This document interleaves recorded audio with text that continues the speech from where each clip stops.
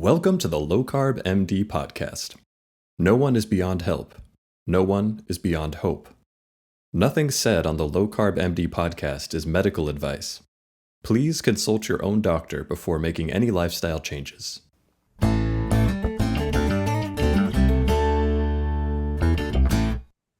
Welcome to the Low Carb MD Podcast. This is going to be lots of fun.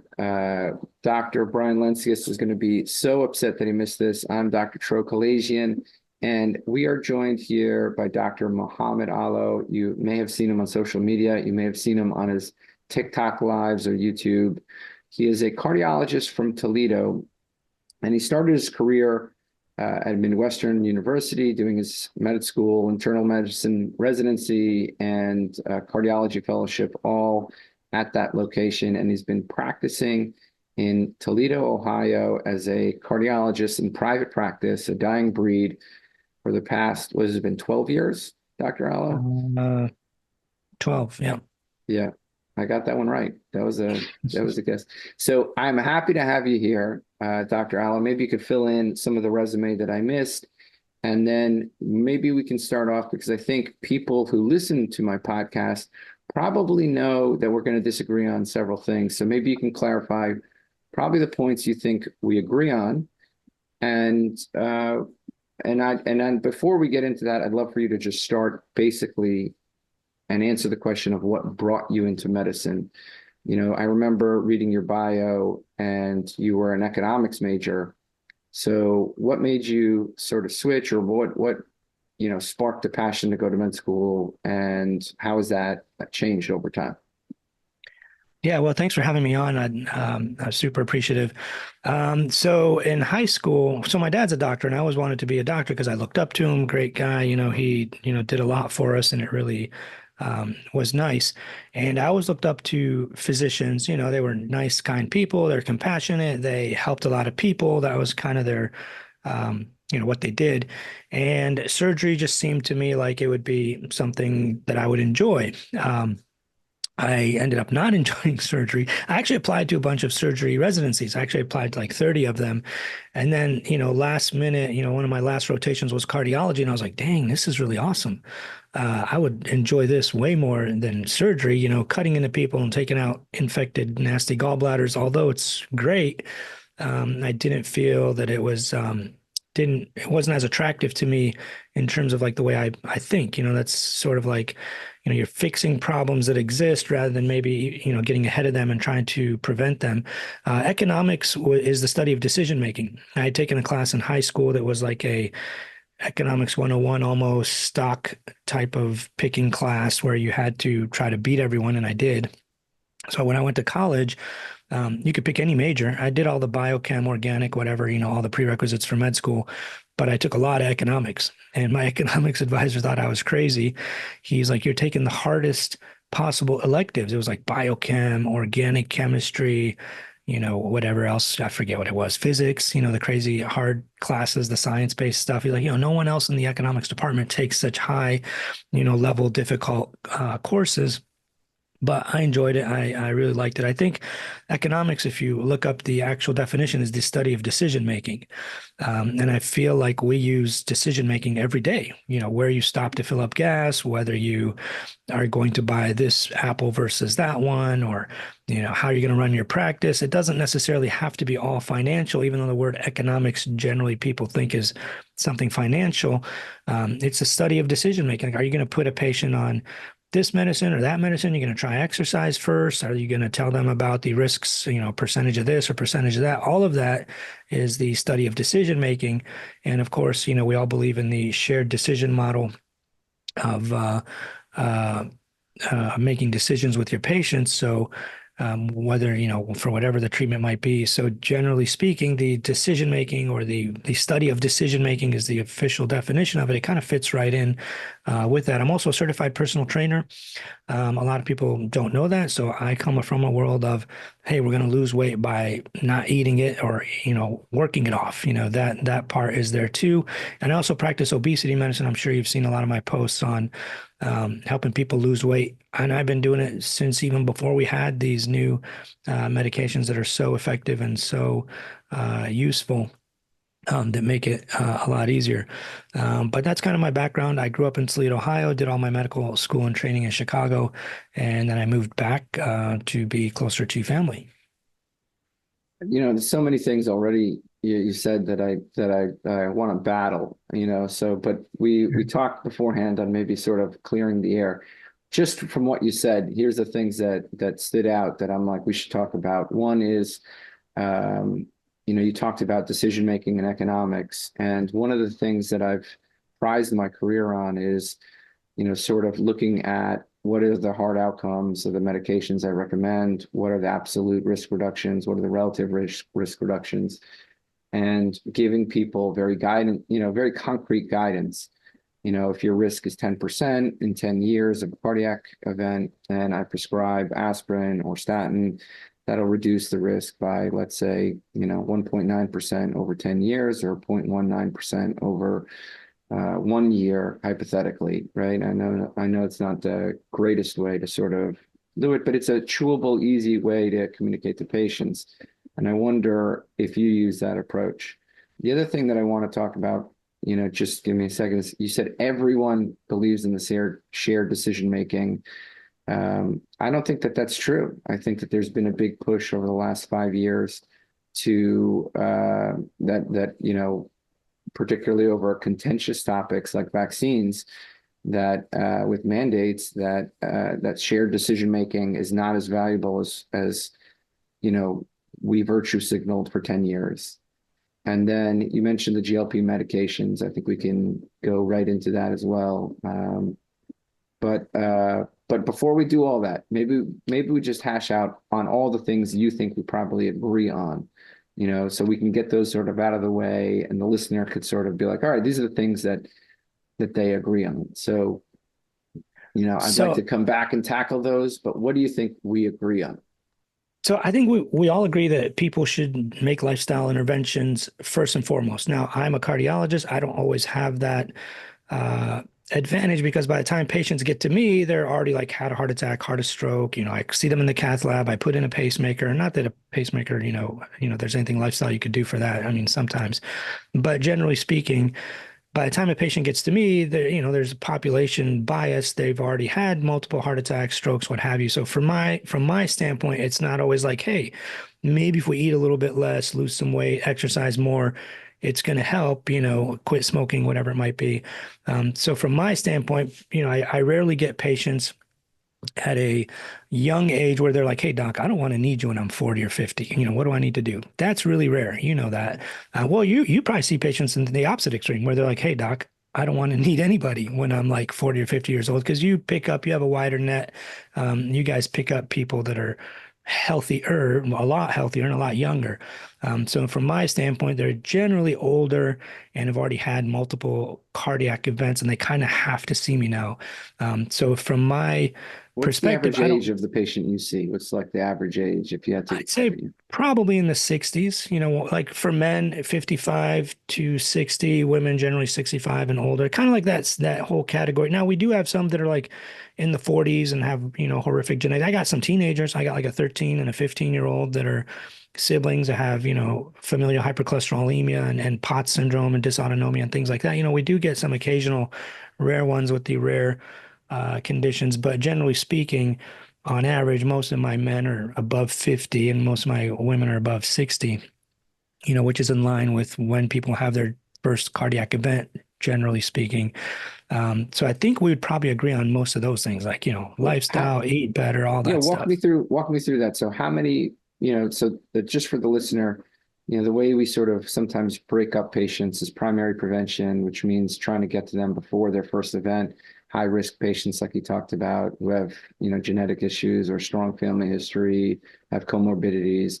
And then there's another type of patient called secondary prevention, meaning they had an event, they had a stroke or a heart attack, and this is almost a robo referral to cardiologists in the modern medical system. So if you had to break up how much you see primary prevention, how much you see secondary prevention, what would you say, that breakup looks like? So some of the patients we see, mainly for like blood pressure, cardiovascular risk modifications, clearance for some kind of surgery or something. I don't know that if you want to count all those. Like we have blood Yeah, pressure, count all those. diabetes. Yeah, yeah. Yeah, so those I'd say it's probably like 30% of all patients. The other 60, maybe 70% are people who've already had an event and kind of are stuck with me forever at this point. But a lot of patients come in and they're like, they got a little high blood pressure, their diabetes is not well controlled. They need clearance for, whatever it might be, dental extractions, or, they have AFib, they have a rhythm problem.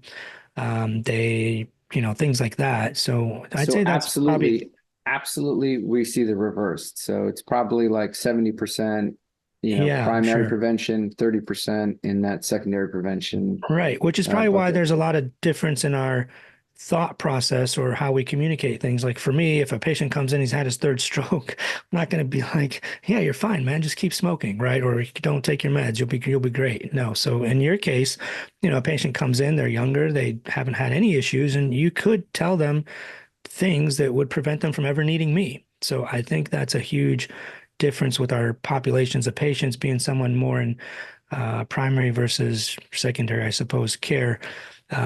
So I think there's a big difference in that for sure. Like, I'd say the amount of teenagers I have is probably a handful.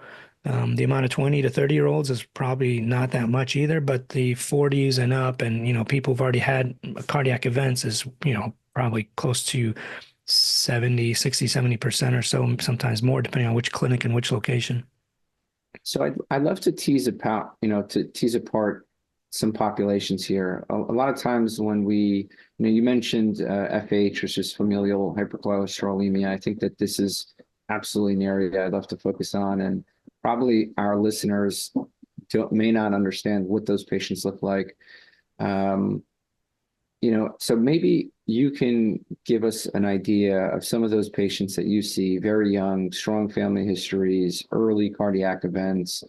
I certainly would be happy to share some of those patients we see in our clinic. So can you give me an idea of how much of your practice is what you would believe to be a strong family history and genetic factors that lead to early cardiac disease versus diabetes, hypertension, smoking, plus or minus genes? Yeah, so the familial hypercholesterolemia patients, for people who don't know, these are people genetically born.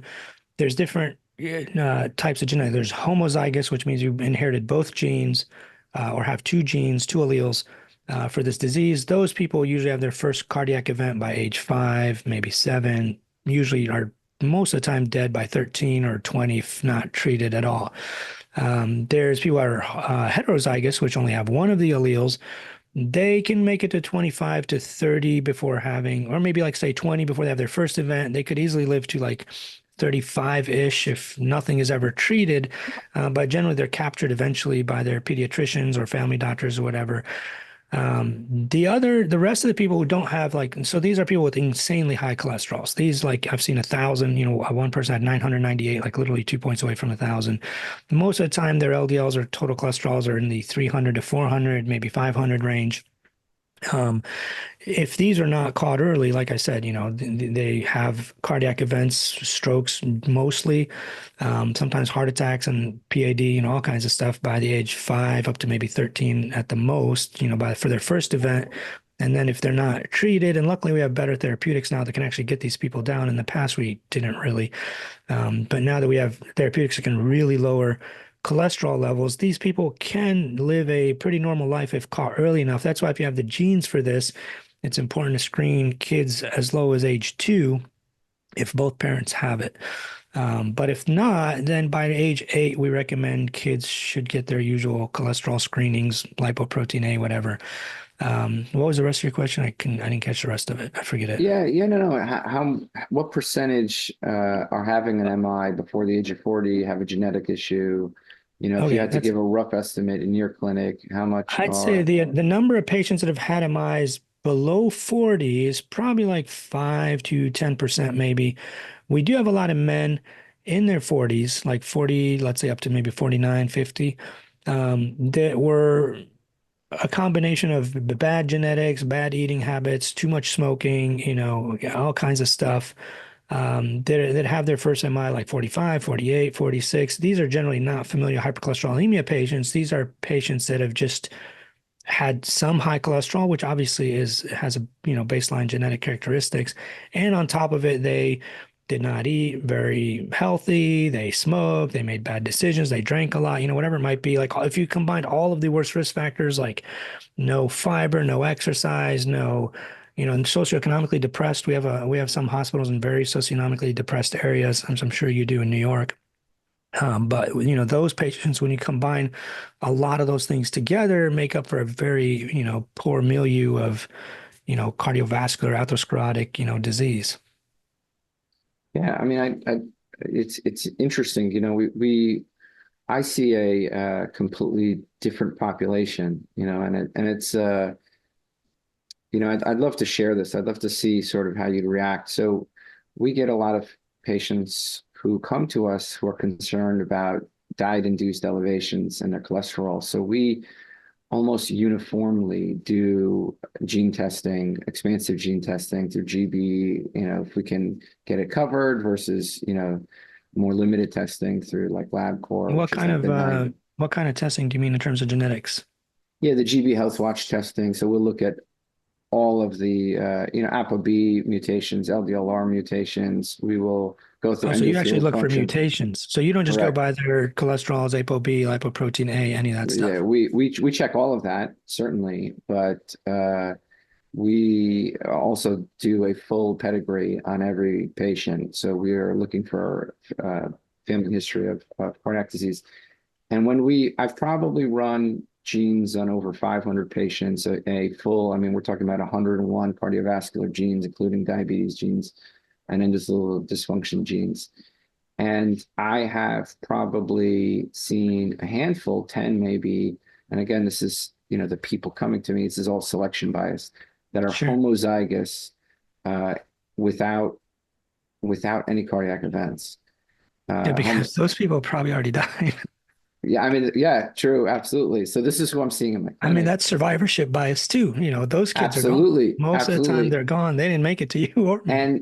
And the ones who had the highest LDL elevations in my clinic had none of, had very rare, possibly an ApoB mutation here and there, very rarely LDLR mutations, almost never PCSK9. And in fact, what we see in our clinic is they have positive mutations on the PCSK receptors that counteract their ApoB heterozygous. So we see these people with wild cholesterol jumps, and we published a case series on this, which you criticized, literally lowering their LDL. I had one patient in there where we had an LDL of 797 that we lowered to 141 without any medication. And we were criticized. And this guy had we ran the genes, no CAC, no plaques on ultrasound, and we were heavily criticized. So, and you criticized me, Dayspring criticized me. So I'm curious, should I put him on a medication? Should I have taken that patient, 797 LDL? Why was his LDL 797? Just it was diet induced, or he's very, very lean, that, diet induced, ketogenic. This is basically a phenomenon we're seeing, the so-called LMHR phenomenon, right? As he got leaner and as he intermittent fasted more and as he kept his carbs low, he wasn't very high fat. This is a bodybuilder guy, was fairly high protein. His LDL over the course of 2 years went from 100 to 797, and in the course of a year it went back down to 100. How did he lower it? Just change his diet or what? He just added carbohydrates. So yeah, he added 50 grams of carbohydrates, and the phenomenon reversed. So we thought this was interesting, and we're like, we're going to show the world that the ketogenic crowd is okay with LDL reduction. And we published a case series with 7 patients just like this. So Mayo Clinic, we're going to show them we can lower LDL. So you absolutely can. I Yeah. mean, there's no question about that. Diet-induced hypercholesterolemia is what the official like technical word for it. Definitely changing your diet will make a huge difference. I don't think that's a new phenomenon. Now, generally, there are these people that have some strange absorption genetics or gene mutations. I don't know what it is or if it's even been elucidated, Yeah, but we there are looked some into that. people. Yeah, we looked into the ABCG5 and Yeah. ABCG8 Well, that's genes. more an absorption They didn't genetics. have them. Yeah, well, and it may not be absorption because, like you said, they're not really eating that much fat or whatever it might be.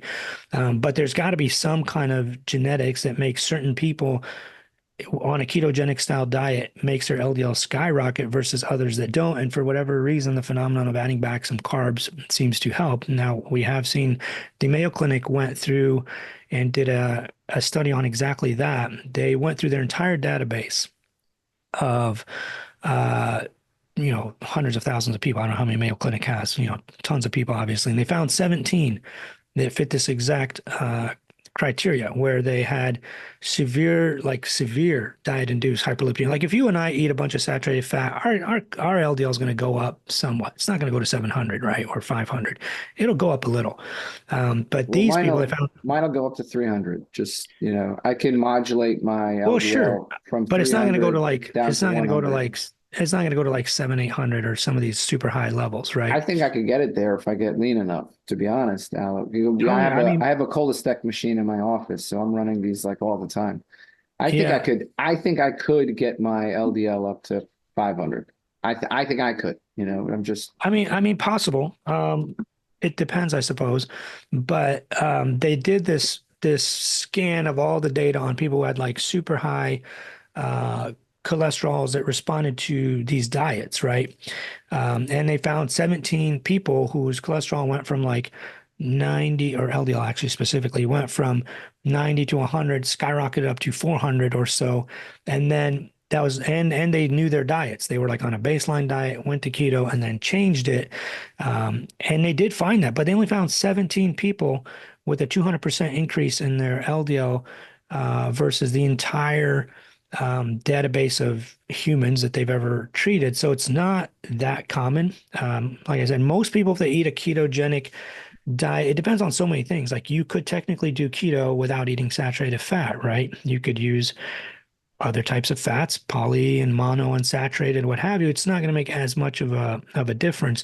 If you do eat mostly saturated fat, yeah, you're going to have quite a rise in your LDL. Maybe not to those levels, not this 7, 800 level, but like you said, maybe some people are able to do that. And, we'd have to uh, run a huge study on that. I mean, there have been studies, like you said, Mayo Clinic did one. They found like 17 people that had that huge of a rise or that big of a jump in their LDLs. But at the end of the day, like you said, if they modify their diet, cut back some of these things or add some things, it seems to go down.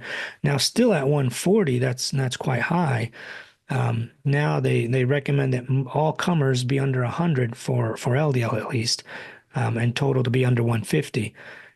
Just based on the cholesterol years data and the likelihood of having an MI or stroke or atherosclerosis or what have you, 1 or 2 years isn't going to do it. You get a guy in here that gets their LDL up for a couple of years, probably not going to make a difference. Maybe even 5 years, not going to make a huge difference. But if they stay like that for a few decades, is obviously going to be a big problem. Depending on other factors, of course, if they're smokers, it obviously is worse and whatnot, diabetes, obesity, whatever. I think that that's a great segue to, lifelong lowering of lipids, because I think that this is an area of contention. I wouldn't say that. I'd say probably 80% of cardiologists would completely agree with you, and they believe that lifelong lipid lowering is probably a beneficial thing. I think that there's a subtle movement in cardiology, particularly in the cardiovascular imaging sort of circles, that are saying, hey, wait a second, there's a power to screening for disease and maybe not over relying on LDL or ApoB as the marker that should drive this in treatment decisions, and maybe instead it should be the presence of disease, whether it's from an ultrasound of the femoral artery, the ultrasound of a carotid artery, that is the PISA study suggested, or using CAC or CCTA in primary prevention. So what are your What are your thoughts? So this is a really good question. I think visually it would make more sense if I showed you a arterial model, right? And your listeners, I mean, you and I understand this, but listeners may or may not. So I don't know if you post these videos or just audio, but this is what a artery looks like. This is obviously normal. The lumen is wide open. There's nothing going on. Most of us hopefully are somewhere in this range. As disease progresses, the lumen stays open. The artery remodels outward to try to keep the lumen as open as possible. Eventually, late stage disease, you finally get some narrowing of the lumen.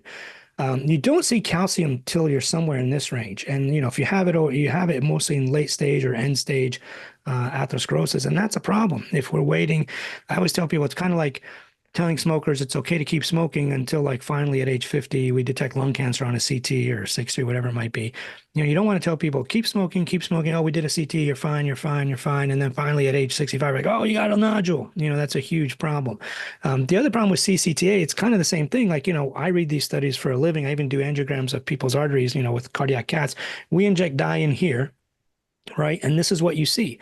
You don't see this. You don't see this. Like, people could have soft plaque building up in their arteries and it's remodeling outwards, and this looks wide open. So the problem is, until it gets like so far gone that it starts narrowing, it's going to look normal. And that's a problem. You're kind of waiting to finally see a huge problem. And then it's like, oh, now we have a problem. Now let's treat it. I'm a preventative cardiologist. I would rather you never have this problem. Imagine, like, you're huge on diabetes, right? Imagine if patients came to you and were like, look, I know I'm starting to get a little insulin resistant, however you want to measure that. What should I do? And you tell them, do this, do that, do all these things. You don't want to wait till their A1C is like 7.8 and they're like, oh, now I'm really insulin resistant, or 11.2, whatever it might be. Now I'm like super diabetic and I got to be on all these meds and lose weight and change my diet and do all this stuff. You want to catch these people way before, because like with diabetes, you could generally reverse it, get it down enough so it's under better control, and maybe not be on meds, or just on one maybe. But with atherosclerosis, if we let that go too far, your chances of reversing it is not very high. Plaque, when somebody has an occlusion or like, occlusive atherosclerosis, there's almost no way to reverse it.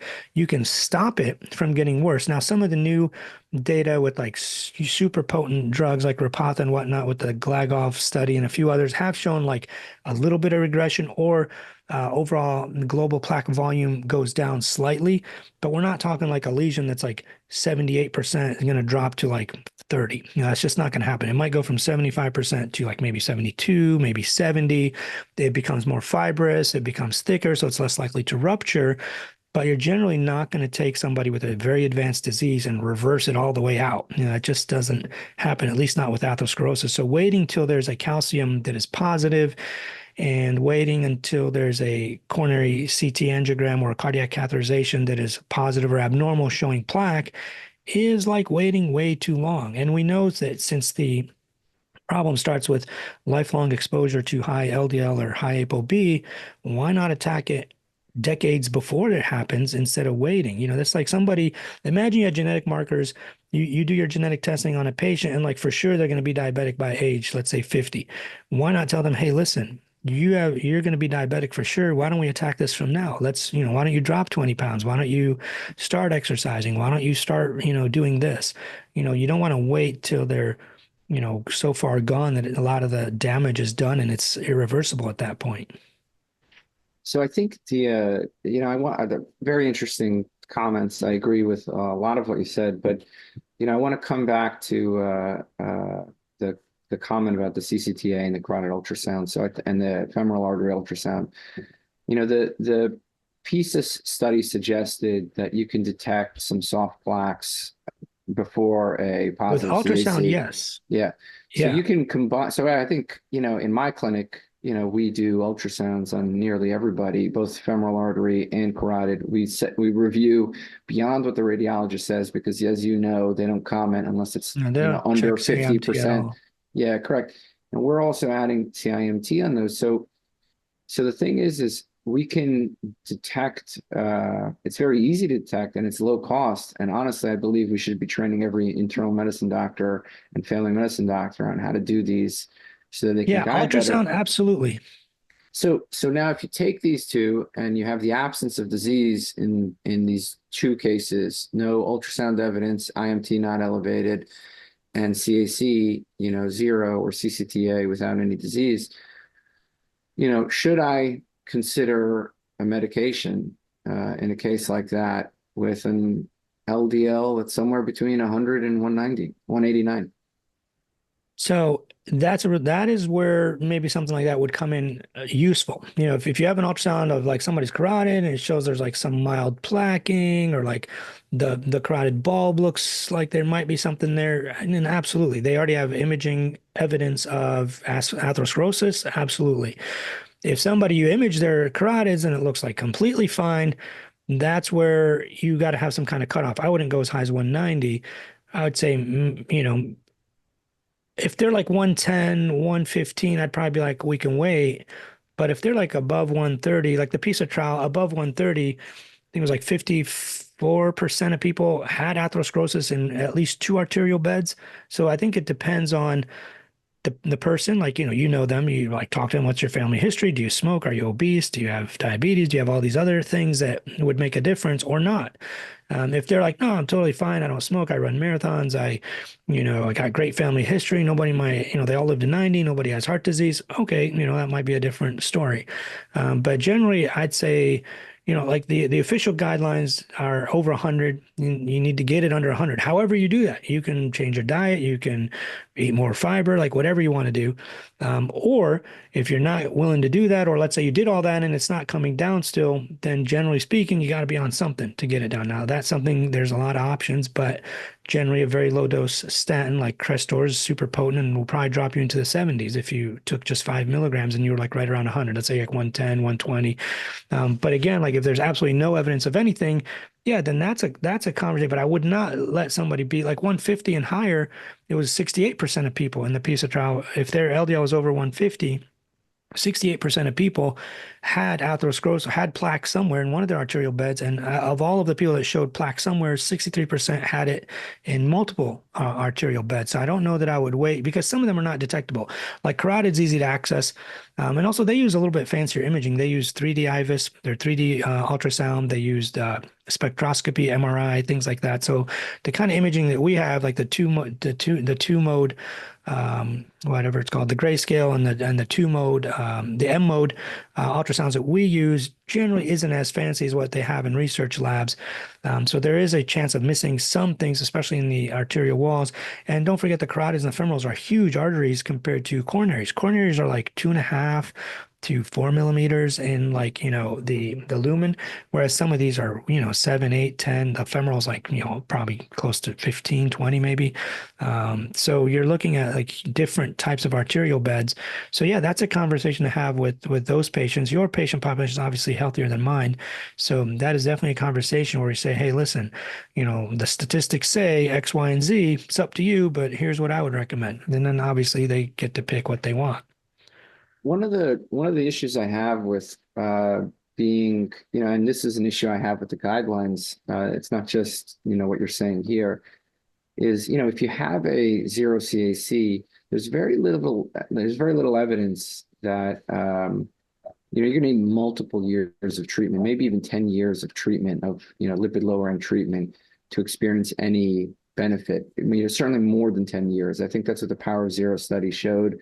And that's what the Power of Zero studies are continuing to show. I mean, I'm not going to get into the Power of Zero study because we can talk about it off the air, but there's lots of, let's just say, conflicts of interest going on with some of these studies. But can you explain them to me? Because I don't know them. I mean, I'm not going to say anything. We can talk about it later.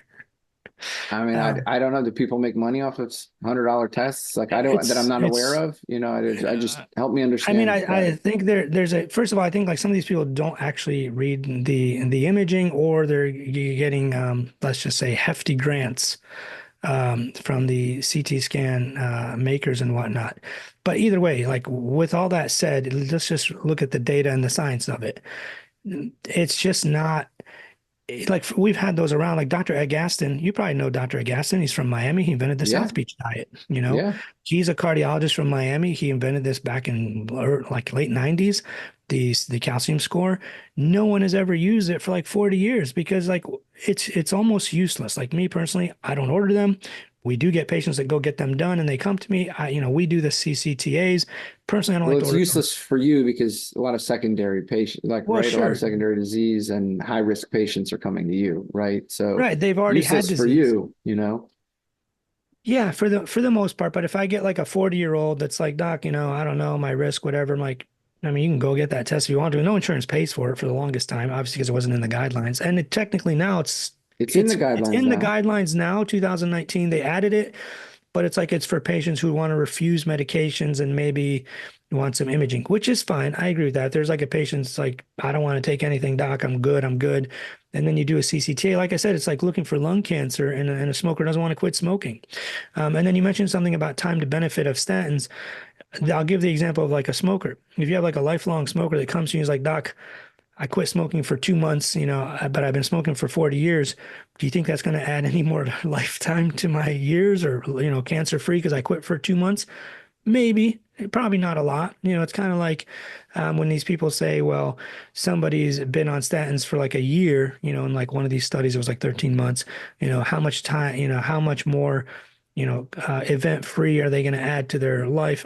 I mean, maybe a week, like probably nothing, because it's like the area under the curve has to accumulate. You put somebody on in a trial for a year or two and then say, oh, yeah, this only did this. Well, sure. I mean, that's like, telling a smoker just quit for a few weeks and see if you live longer. Like that's just insane. Um, I don't love the idea of looking at LDL, like some harmful particle. There are, it is absolutely used in sepsis, like it's an acute phase reactant. The more severe an MI, sort of uses up LDL. Infections use up cholesterol. I mean, if you want to see LDL drop, just take somebody with severe sepsis and check their LDL before and after.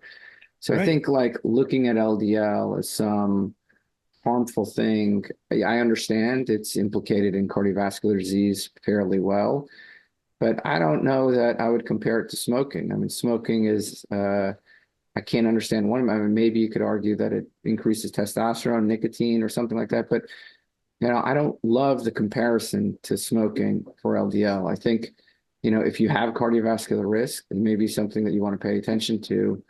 Um, I, you Well, know, so you're right. First of all, LDL is for most of its lifespan, like people say, well, LDL is bad for you. Well, it's not always bad because there's a huge part of an LDL particle's lifespan where it's getting rid of cholesterol, like an HDL molecule. And I'll just show you these because sometimes people are visual. This is We let's got say this is an we got LDL. mostly listeners, but that's fine. So you Oh, got to you're just describe mostly what you're listeners. seeing. Yeah, we got Okay, it. so 50 let's 50,000 per episode will listen to this. So you got to Gotcha. describe what you're seeing. We'll describe it visually. Imagine a like tennis ball, right? It is a low density lipoprotein. Inside of it is a yellow fat waxy substance called cholesterol. There's another tennis ball, let's say a red one, that comes up to it that is an HDL particle. The HDL gives its cholesterol that it collected from arteries to an LDL, and the LDL returns it to the liver for elimination. Like the HDLs, there's more of them. There's 27 more times HDLs than there are LDLs, and they go to arteries and collect cholesterol out and give it to the LDLs as a part of their lifespan. Like HDLs do go back to the liver and eliminate it too, but they don't fit as much. They're tiny little things. So they give a lot of their cholesterol to LDLs. LDLs exchange those for triglycerides. They give the triglycerides to the HDLs in a process called CETP, cholesterol ester transfer protein, which is like a new target of therapy that they're trying to see if that helps. But they give Which it has to the historically failed, right? yeah, Yeah. absolutely. Historically has absolutely failed. Four different types they've tried. There's a new one that seems to have some benefit. We'll see, I guess. I'm not one of these people that just jumps on the latest and greatest drug. Like, you better show me some serious benefit. Like, why am I going to be prescribing a new medication that costs a ton to my patients. It's not generic when I have generic alternatives that work really well or, actually cause benefit. Like one of these drugs is Multec. I don't know if you haven't ever seen Multec. It's like an antiarrhythmic that does absolutely Amiodarone, nothing. right? Or not amiodarone, the cousin, It's like dronedarone. amiodarone. Yeah, Dronedarone, right? dronedarone. It Yeah. is like amiodarone, but has Yeah, zero we don't work for benefit. the pharma companies here, so we use the generic names. Yeah, same here. Every Yeah. time if we have a generic option, we use that because first of all, Multec is useless. Second of all, it's like $3,000. No insurance will pay for it because it does nothing. So either way, but that's we got off sidetracked a little bit. But either way, LDL particles for a significant period of their life help return cholesterol that was picked up in arteries and various tissues that are not needed to return it to the liver to then be excreted and eliminated via, bile acids and whatnot into your intestines. But there's no doubt that when LDL particles are over a certain concentration gradient, they got nowhere to go. If they're really high, you actually see them in your eyelids and, your corneas, even your tendons, various body parts, especially like these kids we talked about, familial hypercholesterolemia. But in normal people without FH, you see it in your arteries, plaque buildup, all of that, and you don't need a lot of LDL. Like, they've done studies where people's LDLs are down into the below 10, below 15, below 20, and there was no adverse effects from it. All they saw was less coronary events, less major adverse coronary or cardiovascular events, less strokes, less heart attacks, peripheral artery disease, those kind of things. So I feel like the comparison to smoking or any other risk factor, pick one, I don't know. Let's say you have insulin and diabetes is super uncontrolled. You don't care. You're not doing anything about it. You're not losing weight. You're not taking meds, whatever it might be. And you just let it go. That is obviously a huge problem. It's very similar with high LDL. You're just if you're just letting it go, that's going to develop. And the PISA trials that you keep mentioning is a great study because it was young people. The average age, the median age was like 42. They less than 10% of them had a calcium score that was above zero.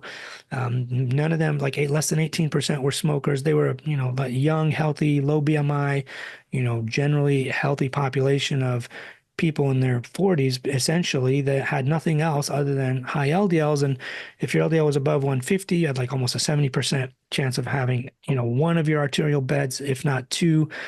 With plaque, if it was 130, it was 54%. If it was 110 even, it was 45%. So definitely we know that even in otherwise healthy people, high LDL by itself does cause atherosclerosis. And that's the reason why we're super aggressive about it. We want it to be lower so that people never end up with this. And waiting to get all this testing that is more late stage testing is definitely a problem. So I agree with you on early stage testing, and the Women's Health Initiative, showed the amazing utility of looking at an LPIR score to predict, cardiovascular disease, right? And insulin resistance, remnant cholesterol, which is absolutely a marker of insulin resistance. So when we're looking at early stage disease, here's the dichotomy, right? I focus almost completely on early stage disease. And those are the markers that I care about because I feel like they're much more predictive of developing coronary disease. I think that the use of the imaging, you're right, it's a bit late, but it can help me risk stratify on who I should consider pharmacotherapy, consider that recommendation or not. But I want to come back to the power of zero because, you go to this patient who's, let's say, 45 to 55 years old, has some risk factors, but they're invested in lifestyle and they don't want to use a medication. And you find you risk stratify them. They're zero CAC, they have no, signs of plaque and they don't want it, right? So coming back to shared decision making, I think it's if they don't want it, they don't want it. I think it's very completely reasonable to say, well, this is the point of that Power of Zero study. I think what it gave me as a clinician is knowing that, hey, look, if I put you on this medication right now, I may not see the benefit for 10 years or more. How do you feel about that? And I think The issue becomes then if one of these plaques, so first of all, 80% of heart attacks are soft plaque ruptures. I mean, none of these are like calcified lesions because calcified lesions are stable. Imagine like if you imagine you have a jelly donut and you squeeze it and all this stuff oozes out into your artery and plugs it up. If you take that jelly donut and dip it in some concrete and wait a few days till it hardens, you squeeze it all you want, nothing's going to happen. I mean, calcified arteries are hard. Nothing's going to happen. Like they're super stable. Over time, as they get narrower and narrower, you will start to have exertional shortness of breath. Like when you exert yourself, you get out of breath, or you might get some chest pain when you exert yourself, but they're not going to rupture and give you a heart attack or stroke. Now, the soft plaque that comes along with it, because if you have hard plaque, you have soft plaque. The soft plaque may rupture. And the problem is it happens decades before. So and I agree with you. If a patient says, "Listen, I don't want to take anything," fine, no big deal, or you don't have to take it. I have plenty of patients. I had a guy who had 3 strokes and was like, "I don't want to take meds, doc." Okay, no problem. We talked about it, and I told him, "Listen, the chance of you having another stroke is pretty high. You've had 3 already." He's like, "Yeah," and he still wants to smoke and he still wants to do all that stuff. Just as an example. So we can't force people to do things. We give them all the information. Like, here's what's probably going to happen, and this is up to you. You want to take meds, take meds. You don't want to, it's up to you. Well, so let's walk through that 45 to 55-year-old patient. Maybe they have hypertension. Maybe they want to, and they have a 0 CAC. What is their benefit from? And they have an LDL you're not comfortable with. It's 130, it's 150, it's 170, it's 189, whatever it is. When you give them the statin, they're like, "Doc, just tell me what this is going to do to me. Like, what is this? What is the actual effect on me? Like, how much, what's the chances it's going to save my life? Like, how do you present that? And maybe we can compare how I would present that." So look, I mean, I would sit down and have a conversation with them, and we do this obviously every day. So you do too as well. You say, "Listen, these medications have been shown over time. First of all, they're generic and cheap. This ain't going to cost you money. I get nothing out of it. I don't like people think I get a paycheck every month for prescribing statins, which literally costs like 2 pennies for an entire 90-day supply, maybe. They're super cheap and cost. And the only one that isn't is pitavastatin. Nobody uses it. It's not that potent. Pravastatin is similar in potency. Maybe it's like a touch more potent than pravastatin. But no one's going to prescribe a medication that's $300 a month when like something that costs 2 pennies or like $3 copay, 0 copays is going to be more than enough. So we'll have that conversation. We'll say, "Listen, here's the data. You're 45 years old. I don't use these 10-year risk calculators and these 30-year risk calculators. I mean, I think those are great for people who don't do this every day. But for me, like I know my patients, like, all right, you're 45, you're not a smoker, you have this kind of family history, that kind of family history, whatever. Like in my mind, I kind of already know what their risks of an event are. I think those kind of risk calculators are great for, primary care or these like, electronic medical record systems that pop up a risk for you while you're seeing the patient. Like, "Hey, by the way, your patient's risk is 12%. Just as a reminder, kind of like how they remind me to do colonoscopies on patients every time, which I don't do. My dad does, but not me. But, they pop up with all these reminders to kind of keep the, dangerous drivers off the road. Like if you're a family doctor or an NP or something and you forget to do a colonoscopy on a patient by a certain time or screen for mammograms or whatever it might be, those are good reminders. But for me, who does this like every day for a living, I'm not going to use these calculators at all. Like in my mind, I do the calculations and I sit down with the patient and say, "Hey, listen, your chance of having a cardiac event with your kind of numbers are XYZ.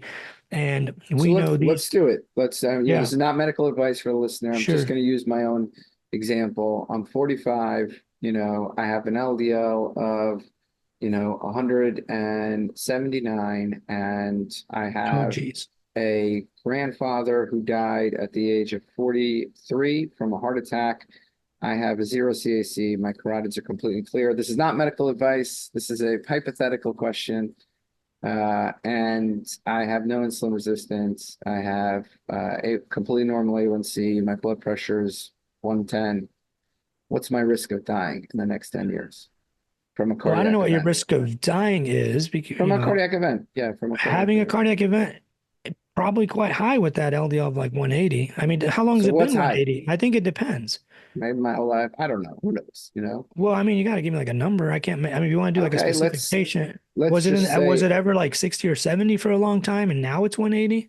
The earliest I can make it fluctuate from 90 to 300, depending on what I include in my diet. So we use this thing now called like cholesterol years or milligram years. So if you take your age, let's say I'm going to make up a number here yeah, because say the average is is easy. 150. Say the Yeah, average well, is just to do 150. the math to make it easier, let's say you're only 40, right? And your LDL is 125. You multiply 125 by 40, that's 5,000, right? Above 5,000, we know for certain almost everybody has plaque, whether it's soft or calcified or, a combination of both. We know that. Above 2,000, we know that most people probably have some soft plaque, and as you get to 5,000 and higher, more and more soft. And then eventually, if you had it long enough, it'll necrose and crystallize and it'll become calcified. We know that most people from various trials with a 60 milligrams, above 60 milligrams per deciliter, or like 57, if you want to be specific, but let's just say 60, above 60 milligrams per deciliter, most people are putting down plaque. Now you multiply that by years. So a patient that comes to me in your exact scenario with an LDL of 170, let's say 45 years old, none of those risk factors are things that you had, I'd say, look, if I were you, I would probably be on something or change my diet if you think it's mostly diet induced. What's the benefit to me? So I'm going to consider your rosuvastatin, your generic rosuvastatin. What's my benefit? Tell me my benefit. The benefit is you can keep living the way you are, how you're eating. I suppose if you don't want to change your diet. I'm a numbers guy, man. I'm an economics major. Give me I want to know what's my risk? What's this drug? So your risk of having a cardiac event over the next 10 to 20 years is almost absolutely certain. The question becomes like, do you want to make that go away or not? I mean, it's almost certain that you will. Like I said, you're basically the patients in the PISA trial. No calcium, 45, healthy, young, no insulin resistance, BMI semi-normal, up to like 25, I think, or 24 point, whatever it was in this trial. You're that patient with an LDL over 150, 68% had atherosclerosis somewhere. So you're kind of in that range. So I will have an event in the next 10 years, like 100%. And you said your father had one in 45 or 43. Grandfather, yeah. Yeah. So that's the genetics is not on your side. Yeah. In terms of history. So it's 100. So you're in your mind, the way you process this is 100% risk of. I wouldn't say 100 because you never know. Let's say 90 and above, somewhere in that range. So my risk is 90%, and then in the next 20 years, almost certain 90% or higher, something bad will happen, and we don't want you to. But so what would be if my risk is 90%? What will the statin give me? If we get your LDL down, and it all depends on how long it's been high, right? So if it's been high for just a couple of 20 years, everybody's cholesterol starts to rise at 20, right? So right. Okay, it depends on how much, but so let's say you've had 10 to 15 years of pretty elevated LDL. Generally, we could probably reduce your risk down. So the fact that you don't have any chest pain when you exert yourself or when you exercise. I don't know if you run marathons or I don't know what kind of exercise you do, but let's say you run a mile a day and you don't feel anything, right? You're not short of breath. You're not getting weird chest pain. That's good. That means you don't have occlusive CAD. That means you don't have any lesions above 50 or 60%. We could halt that there by getting your LDL down into a normal range. Mine is 41, 44. And we know below 55, generally below 57, you arrest atherosclerosis. Unless you have lipoprotein A, that's a different story. But I'm assuming you've checked that on yourself for this fictitious patient. Correct. Yes. So if you don't have lipoprotein A, you're probably, and if you get under 60, you'll probably be fine. So help me understand. So I have a 90% risk, and then what is my risk reduction? What is my relative risk reduction and absolute risk reduction? I have a 90% in the next 20 years of having a coronary event.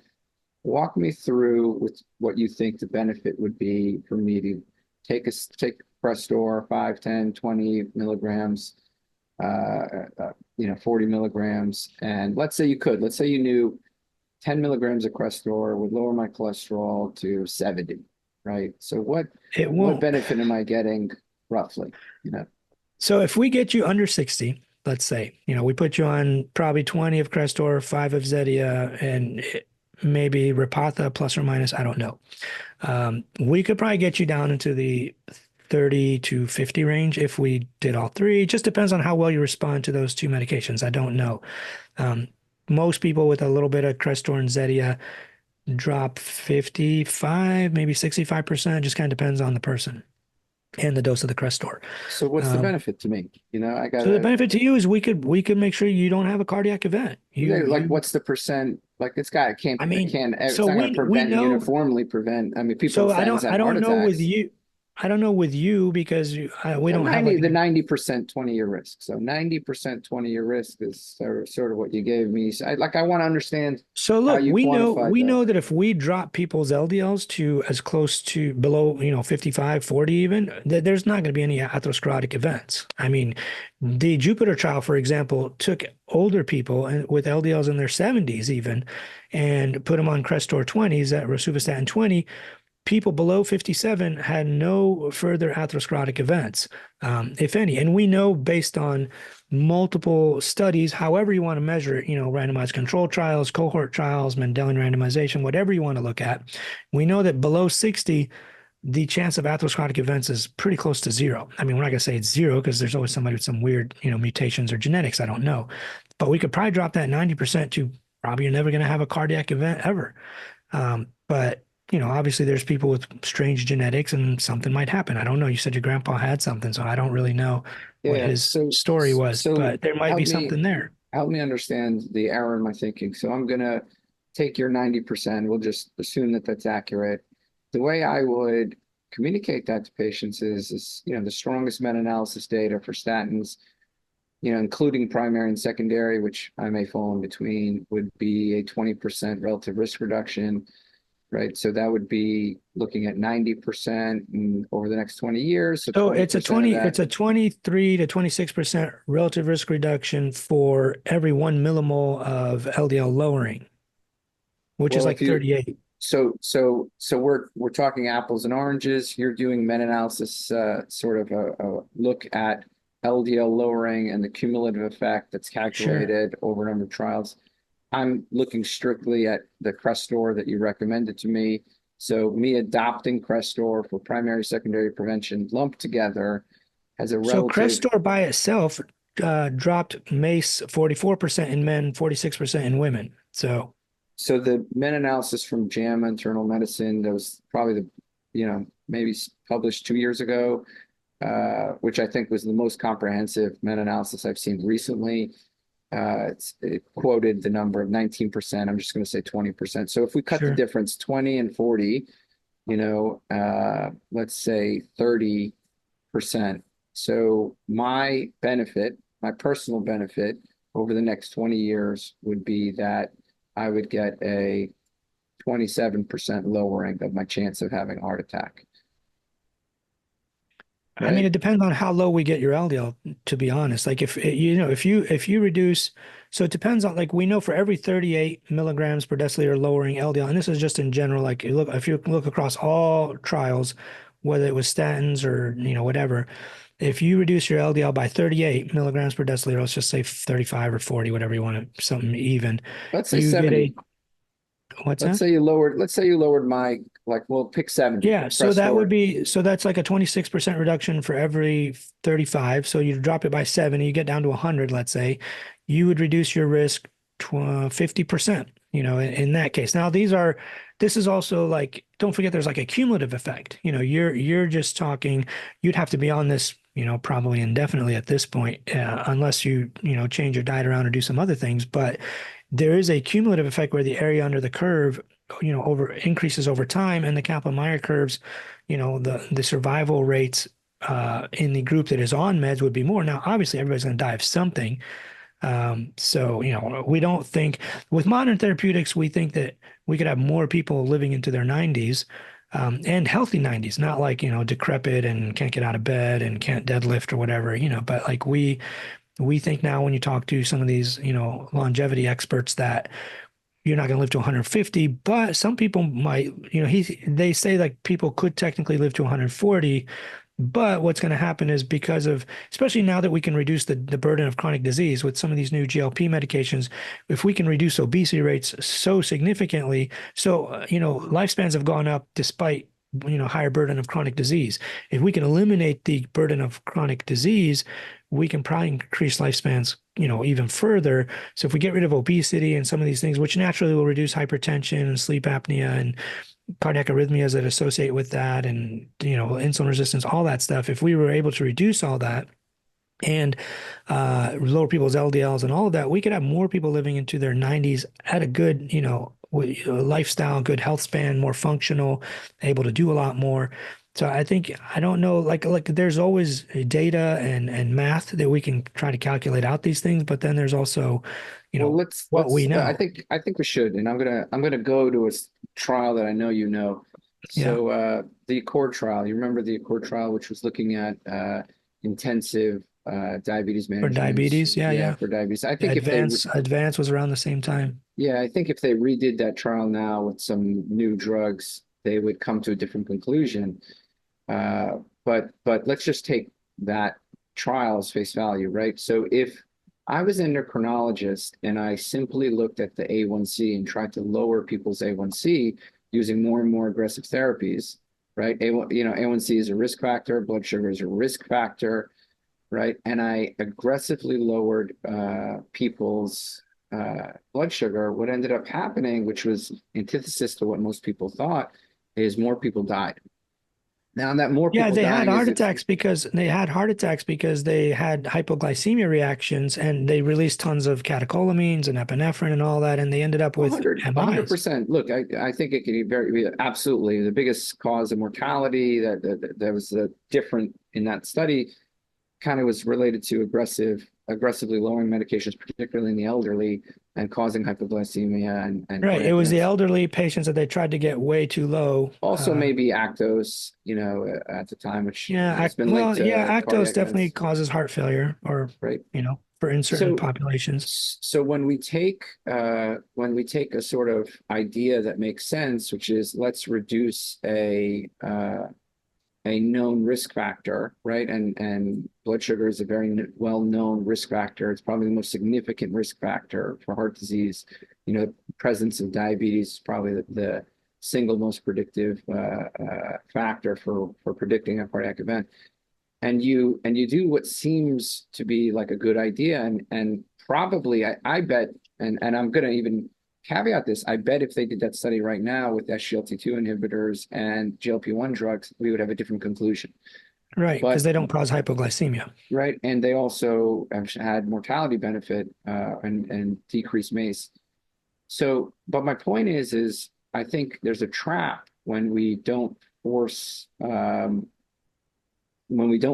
drug companies to show a mortality benefit with their medications, right? So, and when we pursue endpoints, and when we take an approach that looks at surrogate markers as a therapeutic standard, instead of just looking at the benefit of the medication and using the underlying risk and the benefit of the medication or the class of medication, right, rather than extrapolating that out to some line that an actuary drew with all the medications and all their effects on LDL. So let me make this a little more simply. I think where I disagree with you is the fact that you're using LDL reduction as a marker that causes that would imply risk reduction. And I don't do that. And I would caution against it. What I would do is look at the individual drugs and use their risk reduction, because if we extrapolate and put into the mix a surrogate marker like an LDL level, we may not get the results that we intend. So what do you think? Do you think my way of thinking is incorrect? Is there a flaw in my thinking? No, I think that's generally true. We have to show all kinds of benefits when we do trials on medications. Absolutely, they need to show event rates reductions, mortality benefits, cardiovascular mortality, all-cause mortality, which they do. I mean, statin medications. Statins are the only class that do, right? So What's that? statins are the only class of lipid-lowering medications that have shown an all-cause mortality reduction. Yeah, absolutely. Because showing all cause takes time. Like, you have to follow people for a long time. The other medications have not been out, like bempedoic acid, Nexletol, is very recent. There was the Clear Outcomes trial data, and like for Zetia, it was, I forget the name of it, forget the name of the trial, but they eventually will eventually be able to elucidate that as time goes on because we'll have more data. Statins have been shown in, huge meta-analysis. When you don't exclude any studies and you include every study that's ever been done on statins, it's 26 of them. So far, the biggest meta-analysis ever done on this, they did show an overall reduction in all-cause mortality. But there was an interesting article that I'd be happy to send you that said, we should not be chasing all-cause mortality in cardiovascular therapeutic outcome trials or any outcome trials for a specific cause. Like, if we're looking at a medication that reduces cholesterol, let's say, or blood pressure, there's no reason to be looking at do people have less pneumonia, or do people die of car accidents or gunshot wounds? I mean, that's just kind of insane that we're chasing all-cause mortality when the drug or the therapeutic agent is designed to lower blood pressure or reduce, whatever it might be. I think I would disagree with you here, and maybe this is a point of disagreement. I think we should pursue all-cause mortality so we can more reliably say, hey, this medication can save your life. And I think asking the drug companies to do this, let's talk about the PCSK9 inhibitors and Zetia. I like Zetia. It's a fairly benign drug. Ezetimibe, prevents cholesterol absorption. It's been shown to reduce cardiovascular mortality in clinical trials. It's never been shown to reduce all-cause mortality. But the PCSK9 inhibitors, which have the most potent LDL lowering, even like 10 times as potent as Zetia, right. They had 10,000 people in a trial for 7 years. We're talking about Odyssey and Courier, right? And it didn't even show a cardiovascular mortality reduction. They had to, string together unstable angina and this and that, right, to get a benefit. So I have a hard time recommending drugs, and tell me if I'm wrong, that don't have hard endpoints, right? Statins are a little bit easier, even though statins are dirty drugs, in my opinion. They cause muscle aches. They reliably, the newer ones are more diabetes, synthetic and cleaner. Right? Right, they cause diabetes. Well, they don't cause diabetes. They and raise this is blood sugar for sure. They could, like the Jupiter trial was the first time we noticed this. But just so your listeners know, because I don't want people thinking that statins actually cause diabetes. For people who had diabetes or were on the cusp of having diabetes, like they already have insulin resistance, however you want to measure it. These people in the Jupiter trial had a A1C of 5.8, which is definitely not normal. And the people on statin went up to 5.9, which is a 0.1% increase. And even forget that trial. That's really old trial. Well, the Lancet study, 6 months ago. Lancet there's a new study. Absolutely. There's a new study that looked at 7 million, person years of follow-up. There's another one with 5.4 million years of follow-up, more recently looking at atorvastatin versus rosuvastatin and the higher dose of this and that.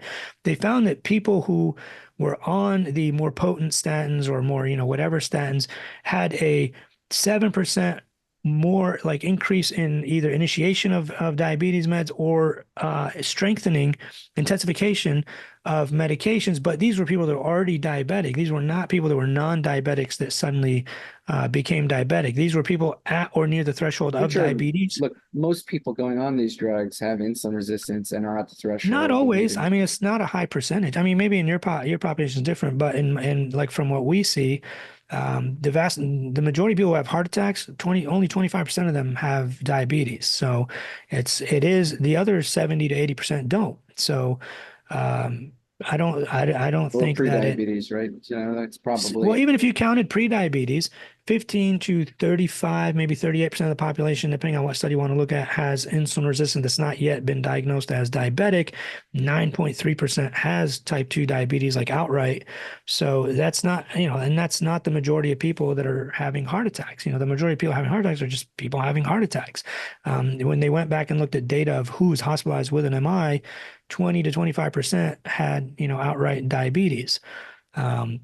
I mean, that's Still, not those types of data are a little inaccurate, right? It's like, people hospitalized with MIs have a low LDL. It's not right. a And there's it's reasons not for it, obviously. it's not a great way. But like, let's come back to the statins, and I'll give you my opinion, and maybe you can criticize it. I don't like. I think statins are both the best drug in the class of all lipid lowering drugs, and also simultaneously the worst drug in the class, right? And I'll give you my reasoning. Much Why do more you feel they're likely, also the worst? yeah. So I feel like there is all cause mortality benefit. The HPS study, the CAS study.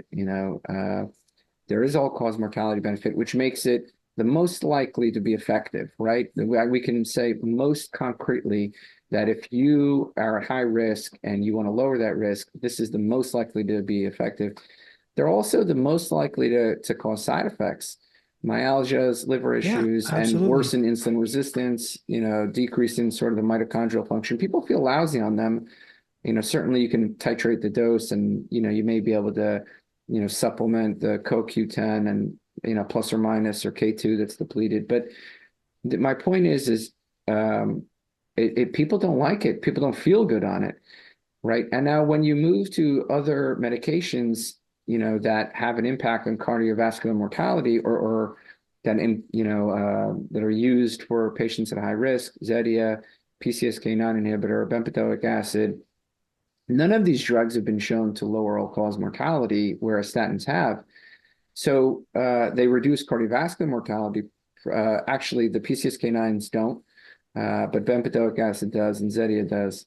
But they are also the least effective. Zetia is the least effective, But right? Zetia had a 17 in the SHARP trial. Zetia had a 17% reduction in cardiovascular events. I mean, obviously that's not like mortality, but it is events which can lead to mortality. Like imagine you have a heart attack, you might not have died from it, but now you have heart failure, now you have worsening renal function, cardiorenal syndrome. Those all add up, right? That are not captured by some of these 5-year, 2-year, 3-year trials, but long term, we know what happens. But in those cases, like the statins you're talking about, the people who feel lousy on them, they're probably on some of the older statins, like the lovastatin, simvastatin, pravastatin. Those are the older non-synthetic ones that came directly from yeast or fungus, whatever you want to call it. The newer statins, like the Atorva, which is synthetic or semi-synthetic, and Rosuva, very minimal. Those are cleaner drugs, less interactions, less side effects, less overall weird, feelings that people may have. What you could do, and what I do in these cases, put people on a lower dose Rosuva, like just 5 milligrams plus Zetia. It's as if you put them on a moderate to high intensity statin with way less possibility of side effects. And I think if we have, and the newer guidelines are probably going to support that approach where you put people on a less intense statin plus Zetia to get that moderate to high intensity statin lipid lowering and almost no side effects. So that is an option for some people that you could use, like 5 milligrams of Crestor or just 10 milligrams plus Zetia. That's what I use almost 90% of the time. And these are cardiac patients. These are secondary prevention with like LDLs that need to be below 55 and sometimes below 40. Most of my patients are on that combination and do very well and get their numbers down with almost no side effects. Now, there's always going to be somebody with side effects that says, I've tried everything, doc, this ain't working. Well, then we'll put them on Repatha or whatever it might be. I have a hard time recommending Repatha, especially, I mentioned that readjudication. I don't know if you took a look at it, that looked at the 4-year study. And what they did was they went back to see if the cardiovascular mortality that was claimed in that study reduction, if it was actually true. And, there were some questions called in with regards to the efficacy of these drugs. And I think that the hardest part, coming back to what the patient wants to know when you're initiating a drug, 10,000 people in these studies and not one life saved over 5 years. I mean, if you say that to a patient, who's going to take it, right? 10,000 Yeah, I people mean, randomized, right? And not one life was saved, right? Like that's very hard for me as a patient to even consider that drug, What do you think? Should we disregard that, or So should no, we? I mean, I think the problem is, again, I think some of these drugs just haven't been around long enough.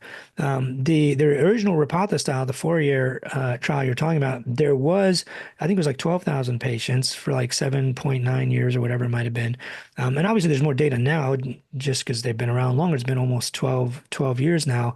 And the OLE, the 4-year OLE, the open label extension, people are still on the medication. We're still getting data back. But somebody else had criticized this trial, saying, well, there was 182 deaths in the placebo arm and 186 in the treatment arm, and there was like 4, maybe 5 more deaths, whatever it was, but it did not reach statistical significance. The p-value was 0.52, which means like it's a coin flip. You know, when you have like 12,000 people and you have 180 die in each arm, regardless of these super high risk, cardiovascular ASCVD patients, that's going to happen.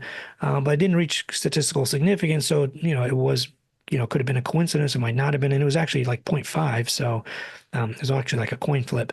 But regardless, we know that when you look at the totality of data, evidence, medications, whatever, anytime we lower LDL cholesterol, whether it's genetics, whether it's cohort trials, whether it's dietary interventions, whether it's like we swapped out butter for olive oil, whether it's we told you to start running and eating more fiber, however you lowered LDL, we have seen a significant reduction in cardiovascular event rates and cardiovascular mortality. That's without question. I don't think that's debatable in any of the data sets.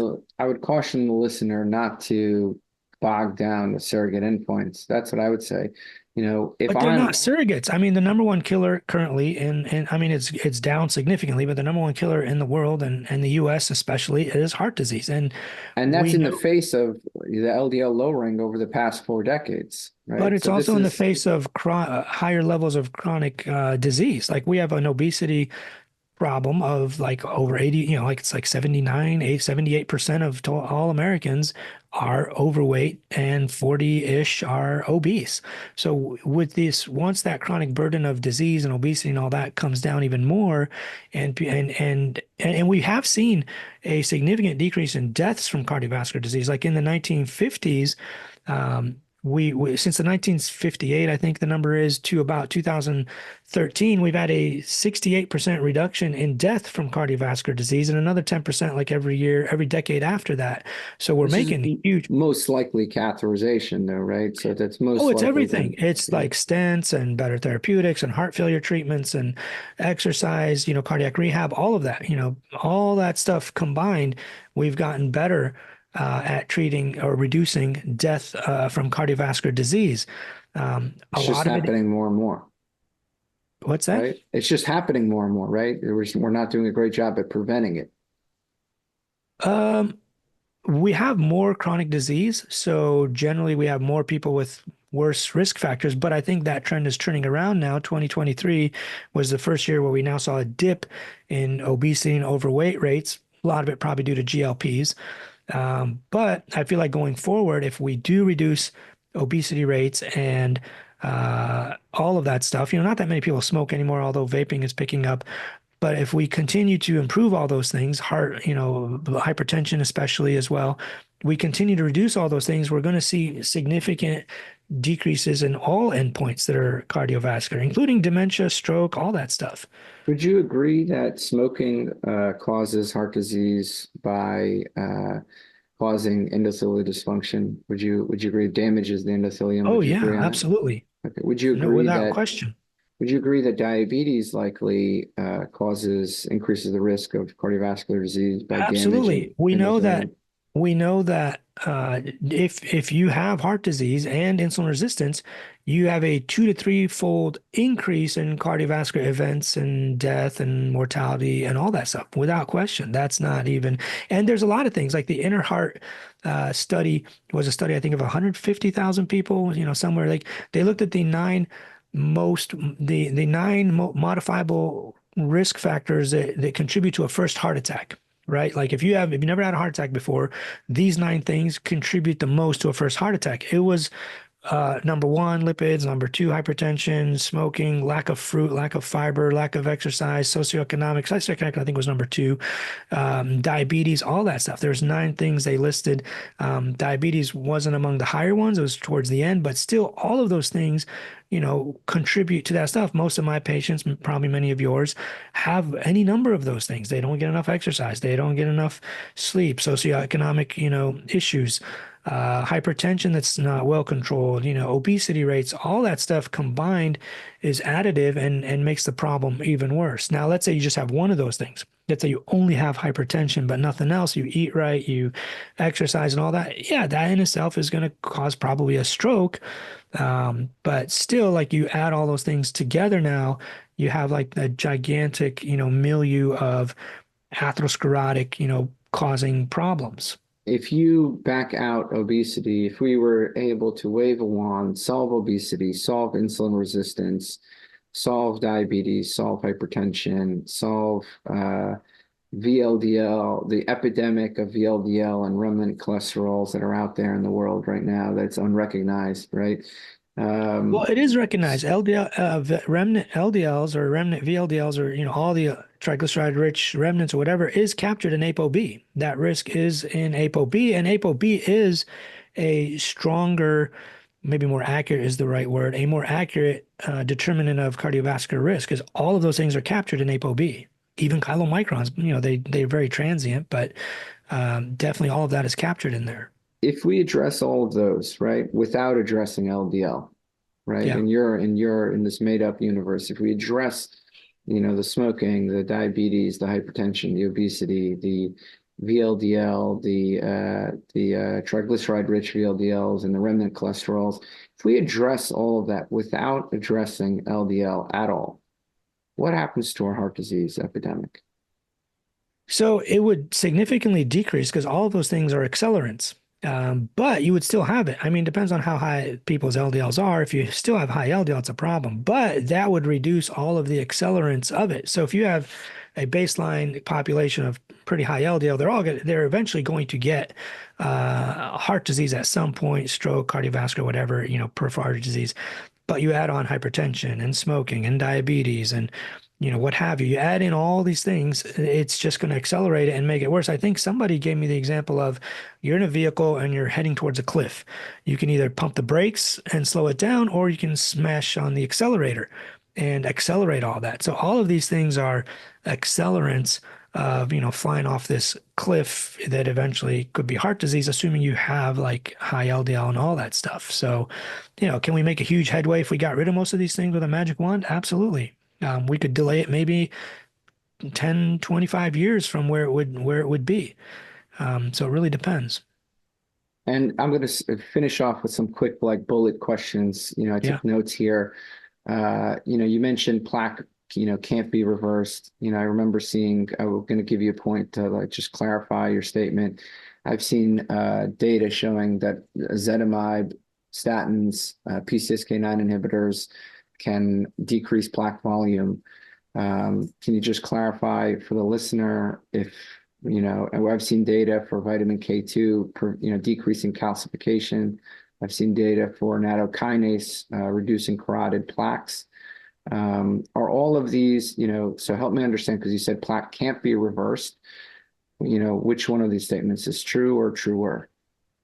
So I don't know. You talked about my cholesterol book in your email, but there is an entire chapter on plaque reversal, how to measure it, which drugs did or didn't. Once you have plaque, there's a time horizon to when it can be reversed, and there's like a huge chart in there showing the time horizon.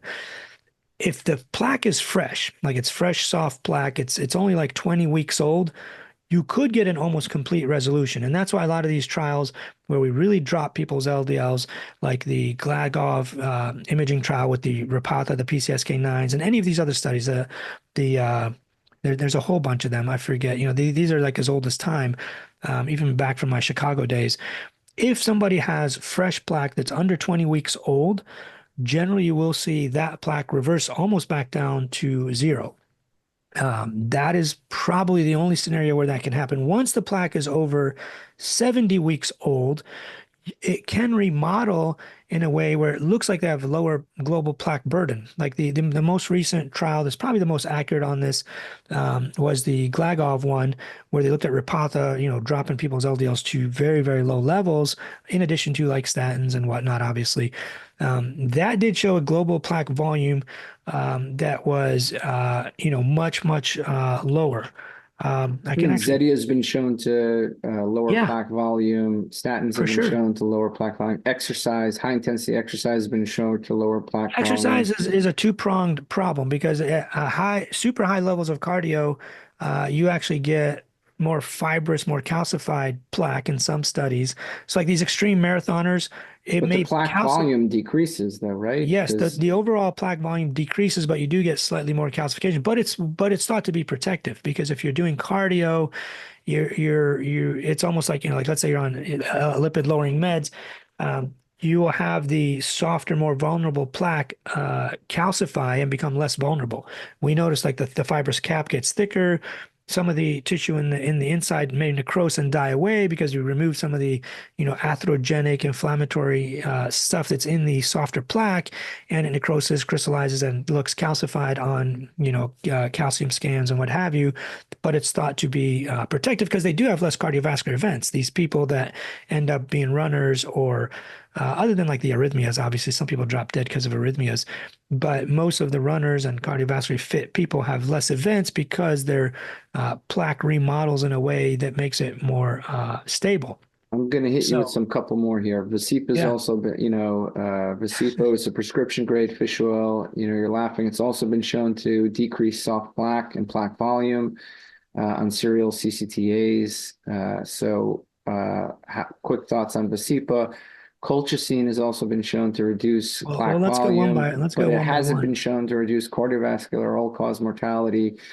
And these are not, lipid lowering medications. So Vasipa is prescription fish oil, like you said, but it's only EPA, whereas the other one, Lovasa, was DHA and EPA. Now, the problem is with most over-the-counter fish oils, there was a study done, and I have like the graphics of it in the book. Most of the over-the-counter fish oils don't contain any fish oil. So 95% of them not only don't contain fish oil, or they don't contain it to the levels that they say. They say it contains 1 gram or 4 grams or 2 grams or whatever, and it's only like a couple hundred milligrams. The rest is like fillers or, inert oils or maybe non-inert oils, whatever it might be. The problem with the Vasipa trials is that they use a mineral oil as the placebo, which is thought to be inflammatory, which increased the number of cardiovascular events in the placebo arm. So there's a huge controversy about that. Did it show some reduction in events in people? Let's say you've maximized everything else. You've got people on lipid lowering, their LDL's fine, everything's fine. You got their diabetes under control, but they still have high triglycerides. In those people, you could argue that maybe that's an option. Not a huge fan of it personally. The problem with fish oils is they always, there's a 69% increase in atrial fibrillation, which has been shown in almost every 6.9, right? 6.9% increase. 69. No, actually 69. Oh, you're gonna have It, I'm gonna fact check that one because I yeah, don't think that's accurate.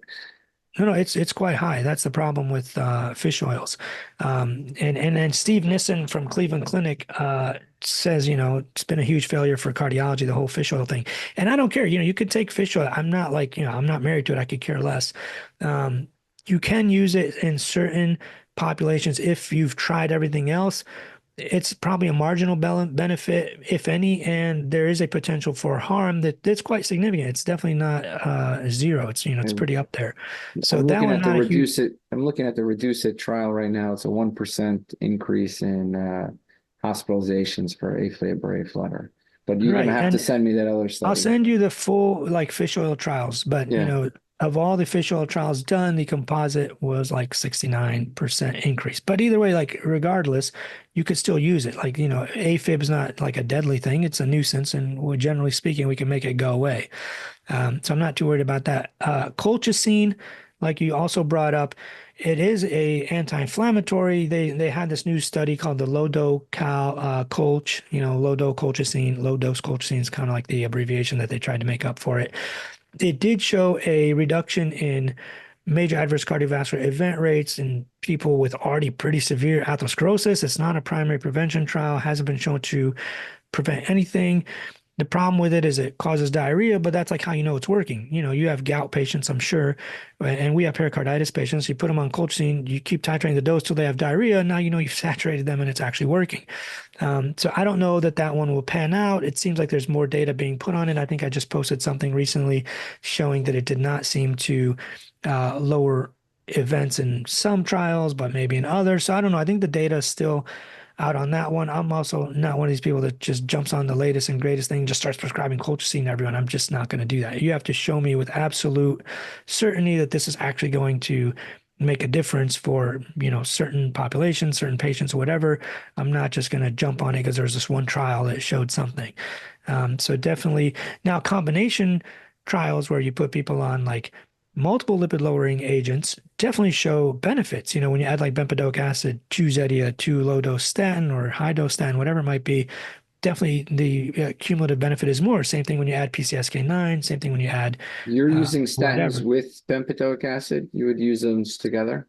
Yeah, you definitely could. Absolutely.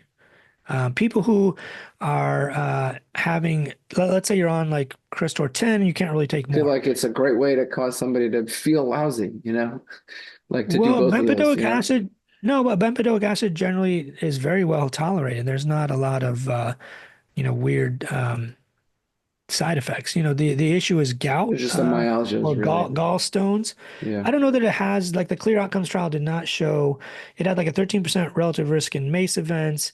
It lowered your LDL probably by about 20 points, you know, depending on the person. That could be enough that what they need. Lowered Uh, CRP, right? It it did also lower lowered it. CRP a little bit. It wasn't like a huge thing. But you know, obviously the data on like final endpoints is still out there. It's a brand new thing. It was like 2023 was the Clear Outcomes trial, which at the time when I was writing the book, we didn't even have the Clear Outcomes trial. Like final data finally came out. We had to add a new chapter on that. You know, I going think they over the showed cardiovascular mortality reduction, right, for bempedoic yeah. acid, Absolutely. which It is a, reduced 13% relative risk reduction in CV events and mortality. yeah, the all-cause mortality, I don't believe was statistically significant, but it It's going to looks, take time. I'd imagine. So I'm gonna come back and I'm gonna highlight because it's like 1.5 hours here, and our average, episode is about that long. I'm gonna come back to the points we probably disagree on and maybe just summarize them. It looks like when you approach cardiology, you're dealing with a population that's very sick, a little bit older, and you're looking at a sort of lifetime risk of developing cardiovascular disease, which is generally pretty high. Even in my case, well, this is not a medical recommendation. I didn't take it as such. You were estimating my risk at 90%. And so you felt that the introduction of a medication would lower my risk by, maybe 30%, or maybe potentially prevent it outright, It prevent would cardiac prevent it disease outright. outright. Yeah, I think when I'm looking at it, I look at 10-year risk along with lifetime risk, and I like to use the sort of more conservative approach when we're looking at relative risk reduction, and not, one of the things that I very much caution against is looking at each drug and drug candidate as an individual, or looking at each class as, what is the relative risk reduction, what is absolute risk reduction in the population studied. I try not to go to the concept of lifelong lipid lowering, which you do, and use the, LDL lowering as a way of extrapolating out risk. So it seems like that's like the big disconnect here with how we view medical management is, you're sort of lumping all the data together. And I'm not saying this is wrong or right. You're trying to make a really good guess, which is probably it's not always, it doesn't always pan out like in the case of a cord, but sometimes it absolutely does pan out. And you're saying, 40 milligram per deciliter lowering of LDL will achieve a 20%, risk reduction. Whereas I'm saying this drug, will give you a 20% relative risk reduction. And then besides that, it didn't really seem like we disagreed on much. We both agreed on that insulin resistance, obesity, hypertension, that these are accelerants of heart disease and absolutely need to be focused on. I think you embrace pharmacology more than I would. Any other But points don't you forget, think my we? population is really sick. I mean, your population, probably not many of them have had a heart attack, and they're more primary. My population's like they've absolutely had a problem, and they need to not have further problems because I'm not doing my job, you know? Yeah. And any other points of disagreement you think are worth highlighting while we're here? And you got the last word, so you can plug your book, you can plug wherever people can find you as well. Well, I mean, I didn't want to, come on here to plug anything really. I just want people to get good cardiac information and how to prevent heart disease. I think you're doing a good service, hopefully helping people kind of at least understand this, or at least understand how physicians would approach this. A primary care physician who's focused on prevention, and a cardiologist who has a lot of secondary prevention, as well as being a preventive cardiologist trying to prevent further or disease in new people who've never had it. I think it's important for people to kind of understand our thinking process as to why we think of these things, how we think of them, the logic that we use, our analytical, minds or brains, or however you want to do it, how people approach the data, how we synthesize it, how we think of it.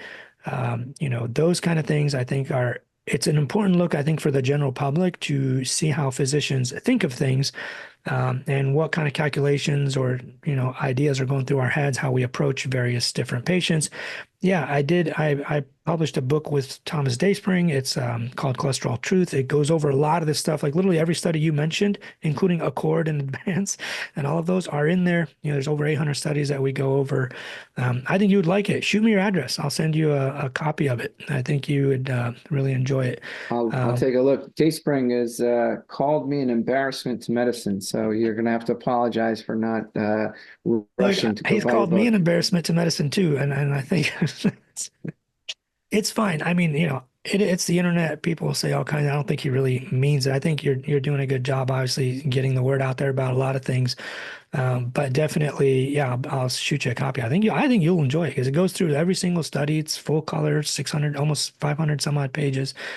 You would like it, but definitely, I think we probably agree on a lot more. I think our dietary patterns are probably different. You follow a more low carb keto style diet. I follow more balanced Mediterranean style diet, but I don't discourage my patients from doing any diet that they think they can adhere to long term, because the fact of the matter is, if you lose weight, generally speaking, no matter how you lose the weight, your inflammatory markers go down, your cardiovascular markers generally improve, kind of depends on the person. But most of your cardiovascular slash other outcomes generally will improve with the weight loss, almost regardless of how you diet or eat, as long as weight comes off. So I think that might be the only thing we seriously disagree on. I think the other stuff kind of, depends on your patient population. We can come back and we can discuss that. I had that written down in my notes here to tackle, but I don't think we're going to have the time. I have strong opinions on dietary interventions. I think one of the harms we've done, having been a patient with obesity, is equating diets. And I think we should move away from equating diets and emphasize the differences of the diets, what they accomplish, what they're used for. For example, if I wanted to lower my LDL, I certainly wouldn't exclude more carbohydrates. Likewise, if I wanted to lower my blood sugar or improve my muscle mass, I may not look to add carbohydrates. So, I think that's something we can do a better job of, being very nuanced. I think the idea of saying any diet you can adhere to, while it's true, it's I don't know that it's helpful. People want to know what diet they should do, right? And I think I that, completely agree. yeah, I I think we think, but can. a lot of patients, like, I mean, this, maybe not in your practice, but in my practice, patients like barely do what you ask them to do. I'm like, listen, you need to start exercising, you need to start losing weight, you need to start doing this. No matter how much we say that, we've done a pretty bad job. I mean, it's not like the doctor's fault. Like, it's also a lot of it is on the patients. They don't care if they can sometimes just take a pill and think that magically helps. I think this is Um, another point of disagreement, right? So I think it's, and this is my passion in medicine, is, you said it's not always the doctor's fault. I think we have to start, accepting the health of our patients.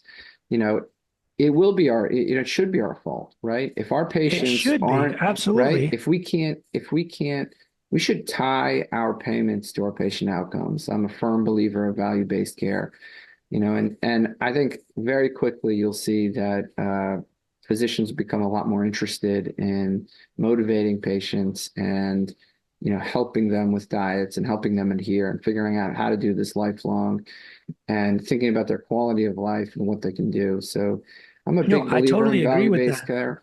Yeah, So this is another point of I agree with disagreement. that, but You I think said the it's problem is the not the way the patient's system. fault. I think it is the patient. I mean, it's not the physician's fault. I think it is, Look, it's a and total that's okay system to problem. disagree. Yeah. No, it's a system-wide problem. People paying to this third-party system that is the health insurance system, and there's no incentives on that part. Like let's say you're Blue Cross Blue Shield. They don't tell you, hey, listen, if you lose a bunch of weight, stop drinking, stop smoking, you only have to pay $10 a month, right? They're like, there's no motivation for that. So I think the whole system is set up in a way where, like you said, it's more like we're trying to patch people up instead of prevent things. And I don't know, like, from a public policy standpoint or any of that we're going to change that anytime soon. I would love to, and I would love to build incentives into physician uh, payments and patient payments and reducing their, cost of health insurance and all of that. I think there's like a little bit, like, if some But insurances will there's say, like, hey, incentives if you, prescribe, flu shots and statins, right? We have incentives for those, right? So I think I our don't know that. incentives I are mean, a it little bit depends. I'm in warped. private practice, so like nobody really can tell me what to do. But But the insurance companies do give those incentives, they right? will send you a thing, but like, you don't get paid for it. They'll send you a thing, say, hey, your patient's diabetic. Is there a reason why they're not on Uh, statin? I'm like, yeah, their you need to LDL's like get into an 50. IPA because the IPAs will get you those incentives then, Well, yeah, I don't even know what that is. yeah, it's an But independent physician organization or yeah, pretty no, much what led. we don't have that. We're Yeah, just a yeah. private group. We could do pretty much whatever we want. Now they'll send you a letter saying your patient has XYZ. You should probably check ABC. Okay, some of that's reasonable, but I don't get paid for that. It's like, oh, a patient needs a cholesterol screening or a A colonoscopy. lot of the private practices left standing in the United States are part of IPAs that are rewarded based on testing less, like cost-conscious care, promoting vaccines and recommending certain medications that are believed to be, standards like statins. And Sure. so they're rewarded for sort of, robotic care. And I feel like that's a huge problem. We should be, like you said, rewarding on patient outcomes. And if we reward on patient outcomes, doctors will really quickly learn what's actually helping people and what's not. And it'll solve the problem of, how aggressively we should use statins or not, because you will be paid less than I would, or I would be paid less than you would. So anyway, that's my hope. I'm going to put the book in the show notes, and then I'll put your social handles in the show notes. Thank you so much. Yeah, thanks for having me. If you enjoy the show, please consider supporting us on Patreon by going to lowcarbmd.com.